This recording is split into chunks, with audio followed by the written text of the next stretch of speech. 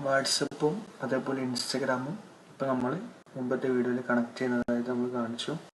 ഇനി നമ്മൾ ചെയ്യേണ്ടത് ഇവിടെ ലെഫ്റ്റ് സൈഡിൽ കാണാം ആഡ്സ് മാനേജർ എന്ന് കാണാം. ആഡ്സ് മാനേജറിൽ ക്ലിക്ക് ചെയ്യാം.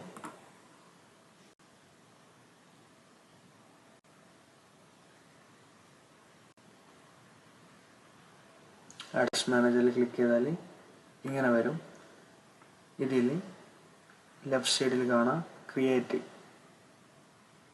ഒരു ഗ്രീൻ ബട്ടണിൽ കാണാം ക്രിയേറ്റ് എന്ന് കാണാം. ഇതിൽ ക്ലിക്ക് ചെയ്യാം. ഇതിൽ നമ്മൾ മെയിനായിട്ട് ചെയ്യാൻ പോകുന്നത് അവയർനെസ്സും അതേപോലെ എൻഗേജ്മെൻറ്റും. അവയർനെസ് എന്ന് പറഞ്ഞാൽ നമ്മൾ എന്താണോ പോസ്റ്ററാണോ വീഡിയോ എന്താണ് ഇടുന്നത് അത് നല്ല റീച്ച് എത്തിക്കാനേ പറ്റുകയുള്ളൂ. നല്ല റീച്ചിലേക്ക് എത്തിക്കാൻ വേണ്ടിയിട്ടാണ് അവയർനെസ് ചെയ്യുക. അതേപോലെ എൻഗേജ്മെൻറ്റ് ചെയ്യാന്നുണ്ടെങ്കിൽ നമ്മളെ വാട്സപ്പിലേക്ക് നമുക്ക് ലീഡ്സ്, അതായത് ലീഡ്സ് നിങ്ങളെ വാട്സപ്പിലേക്ക് കസ്റ്റമേഴ്സ് നിങ്ങളിലേക്ക് ഇങ്ങനെ മെസ്സേജ് അയച്ചുകൊണ്ടിരിക്കും. ഇതാണ് എൻഗേജ്മെൻറ്റ് എന്ന് പറഞ്ഞാൽ. അതായത് ഒന്നുകൂടി പറയുകയാണ്, അവയർനെസ് എന്ന് പറഞ്ഞാൽ റീച്ചിനുള്ളതാണ്.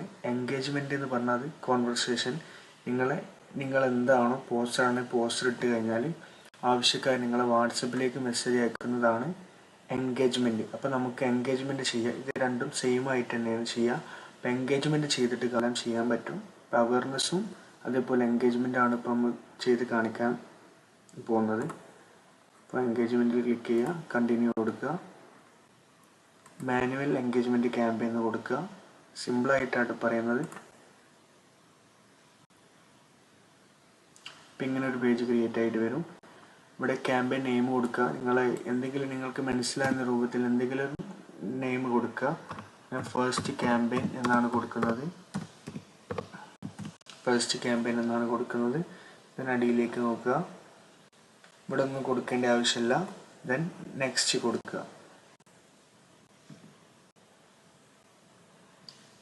നെക്സ്റ്റ് കൊടുത്തതിന് ശേഷം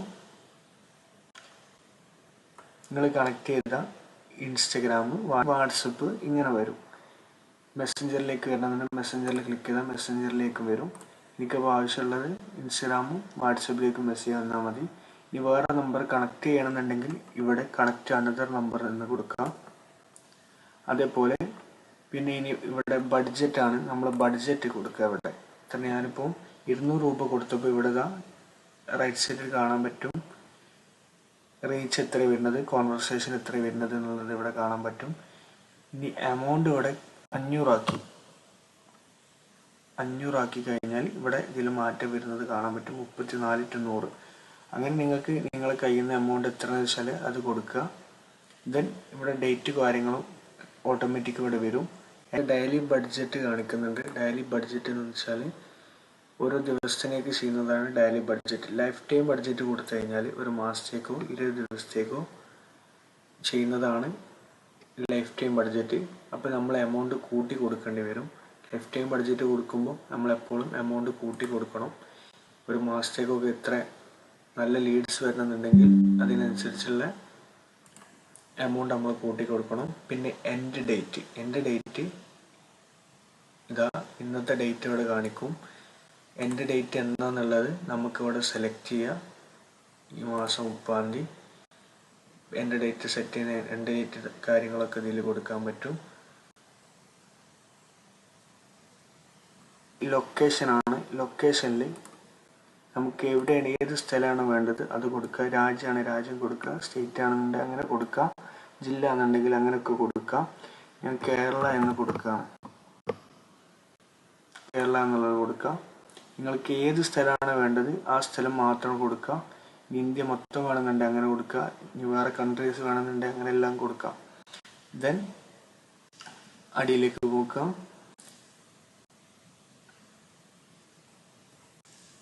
ഓഡിയൻസ് സജഷൻ ഓപ്ഷൻ ഉണ്ട്. ഇതിൽ ക്ലിക്ക് ചെയ്യുക. ഇതിൽ ക്ലിക്ക് ചെയ്താൽ നിങ്ങൾക്ക് ഏജ് കാര്യങ്ങളൊക്കെ ഇതിൽ മാറ്റാം. അത് ജെൻഡർ കാര്യങ്ങൾ മാറ്റാം. ഇവിടെ ഇനി എങ്ങനെയുള്ള സ്റ്റുഡൻസിനാണ്, അതായത് നിങ്ങളെ ബിസിനസ് എങ്ങനെയുള്ളവരിലേക്കാണ് എത്തിക്കേണ്ടത് അങ്ങനെയുള്ളത് ഇവിടെ ടാർഗറ്റ് ചെയ്യാൻ പറ്റും. ഓക്കെ. അബ്രോഡ് സ്റ്റഡീസോ അതേപോലെ മറ്റു എന്തെങ്കിലും കോഴ്സുമായി ബന്ധപ്പെട്ട് എന്തെങ്കിലും ഒരു +2 കഴിഞ്ഞ് അല്ലെങ്കിൽ ഡിഗ്രി കഴിഞ്ഞ സ്റ്റുഡൻസിന് ടാർഗറ്റ് ചെയ്യുകയാണെന്നുണ്ടെങ്കിൽ ഇവിടെ നമുക്ക് സെർച്ച് ചെയ്യാം ഹയർ ഹയർ സ്റ്റഡീസ് എഡ്യൂക്കേഷൻ, ഇവിടെ ഇൻട്രസ്റ്റഡ് എന്നുള്ളത് ക്ലിക്ക് ചെയ്യണം. അപ്പം ഇങ്ങനെയുള്ള സ്റ്റുഡൻസിൻ്റെയിലേക്ക് മാത്രമായിരിക്കും നമ്മൾ ടാർഗറ്റ് ചെയ്ത് ഇങ്ങനെയുള്ളതിലേക്ക് മാത്രമായിരിക്കും നമ്മൾ ആഡ് കാര്യങ്ങൾ എത്തുക. നെക്സ്റ്റ് കൊടുത്തതിന് ശേഷം ഇവിടെ സിംഗിൾ ഇമേജ് ഓർ വീഡിയോ, സിംഗിളായിട്ടുള്ള ഇമേജ് ആണെന്നുണ്ടെങ്കിൽ സിംഗിൾ ഇമേജ് സെലക്ട് ചെയ്യുക. കാഷ്വൽ ആയിട്ടുള്ള ഒന്നിലധികം ആയിട്ടുള്ള വീഡിയോസോ ഫോട്ടോസോ ആണെന്നുണ്ടെങ്കിൽ കാഷ്വൽ ആയിട്ട് കൊടുക്കുക. ഞാൻ സിംഗിളായിട്ടാണ് ഇപ്പോൾ ചെയ്യുന്നത്. എന്നിട്ട് അടിയിലേക്ക് നോക്കുക, മീഡിയയിൽ ക്ലിക്ക് ചെയ്യുക, ആഡ് ഇമേജ് കൊടുക്കുക.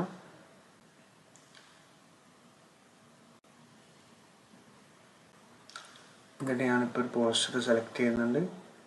നെക്സ്റ്റ് കൊടുക്കുക. ഇവിടെ എല്ലാം ഒറിജിനൽ കൊടുക്കുക, അത് ഓട്ടോമാറ്റിക് വരും. നെക്സ്റ്റ് കൊടുക്കുക, ഡൺ കൊടുക്കുക. അപ്പം അങ്ങനെ കൊടുത്തു കഴിഞ്ഞാൽ നമ്മൾ കൊടുത്ത പോസ്റ്റർ ഇതാ ഇവിടെ കാണാൻ പറ്റും.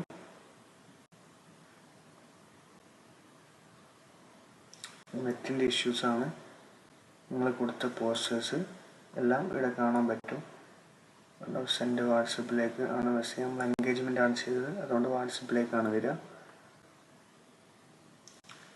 ഈ ഫോണിൽ കാണുന്നവരെയൊക്കെ എങ്ങനെയൊക്കെയാണ് വരുന്നത് ഇവിടെ മുകളിൽ കാണും. ഇത് മൊബൈൽ കമ്പ്യൂട്ടറെല്ലാം ഇവിടെ നോക്കാം. ദെൻ നമ്മൾ ചെയ്യാനുള്ളത് സെൻഡ് വാട്സപ്പ് മെസ്സേജ് എന്നുള്ള ഇവിടെ മാറ്റി കൊടുക്കട്ടോ. ലേൺ മോഡ് കൊടുക്കുക, ഗെറ്റ് അപ്ഡേറ്റ്സ്, ഷോപ്പ് നൗ, അങ്ങനെ നിങ്ങളെ ഇതിനനുസരിച്ച് കൊടുക്കുക. നിങ്ങളുടെ ബിസിനസ് എന്താണ് അതിനനുസരിച്ച് കൊടുത്താൽ മതി കേട്ടോ. അതേപോലെ മുകളിൽ ഹെഡ്ലൈൻ കൊടുക്കാൻ പറ്റും. ഞാൻ ഡിജിറ്റൽ മാർക്കറ്റിംഗ് എന്നാണ് കൊടുക്കുന്നത്. ജസ്റ്റ് കൊടുക്കുകയാണ്, കാണിച്ചു തരാൻ വേണ്ടിയിട്ട് കൊടുക്കാമെന്ന്. പ്രൈമറി ടെക്സ്റ്റ് കൊടുത്തു കഴിഞ്ഞാൽ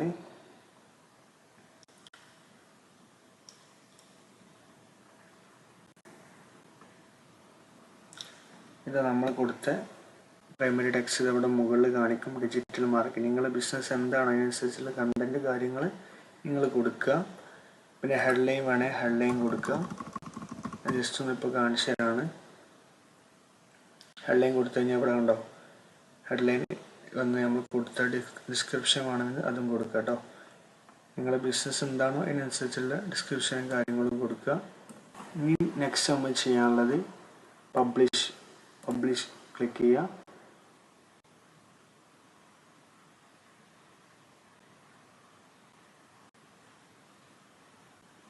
പ്രോസസ്സിങ് കാണിക്കും. ഒരു 1 hour ഇത് ഇത് അപ്രൂവ് ആക്കണം, അതിനുള്ള ടൈം എടുക്കും. എന്തെങ്കിലും ഇഷ്യൂസ് ഉണ്ടെങ്കിൽ റിജക്റ്റ് ചെയ്യും. ഇപ്പോൾ നമ്മൾ എഡിറ്റ് വരുത്തി കൊടുക്കേണ്ടതാണ്. പ്രോസസ്സിംഗ് എന്നുള്ളത് കുറച്ച് കഴിഞ്ഞാൽ ആക്റ്റീവ് എന്ന് കാണിക്കും. ഓക്കെ, ഇനി നമുക്ക് എങ്ങനെ ഫണ്ട് ആഡ് ചെയ്യാം എന്നുള്ളതാണ് നമ്മൾ പഠിക്കുന്നത്. ബിൽ ആൻഡ് പേയ്മെൻറ്റ് എന്നുള്ളത് ക്ലിക്ക് ചെയ്യാം.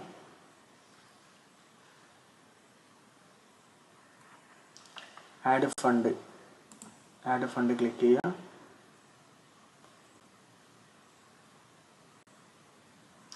Then UPI, debit card, credit card എല്ലാം ചോദിക്കുന്നുണ്ട്. നെറ്റ് ബാങ്കിങ് നിങ്ങൾക്ക് ഏതാണോ പോസിബിൾ അത് വെച്ചിട്ട് നിങ്ങൾ ചെയ്യുക.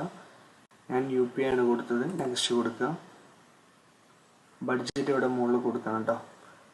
ജസ്റ്റ് ഒന്ന് കാണിച്ചു തരാൻ വേണ്ടിയിട്ട് ചെയ്യാണ്.